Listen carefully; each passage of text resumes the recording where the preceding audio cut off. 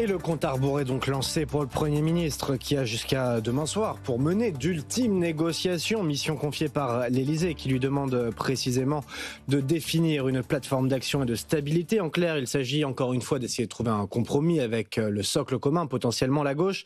Et Hugo Babet, ça commence dès 9h avec une série de consultations. Oui, c'est ça. Le Premier ministre commence à 9h à Matignon avec une réunion avec le bloc central. Renaissance, Horizon, le Modem et l'UDI de retour vont se réunir sans Bruno Retailleau qui a refusé d'y aller et a demandé un face-à-face avec Sébastien Lecornu.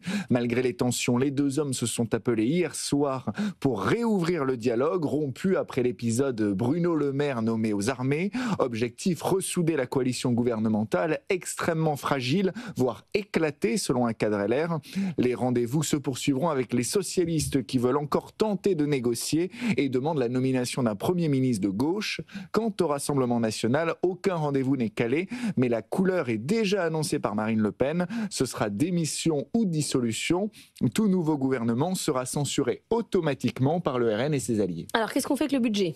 Il est également en négociation. Hier soir, Sébastien Lecornu a reçu à Matignon le nouveau binôme de Bercy, Roland Lescuré, Amélie de Montchalin et la ministre démissionnaire du Travail, Catherine Vautrin.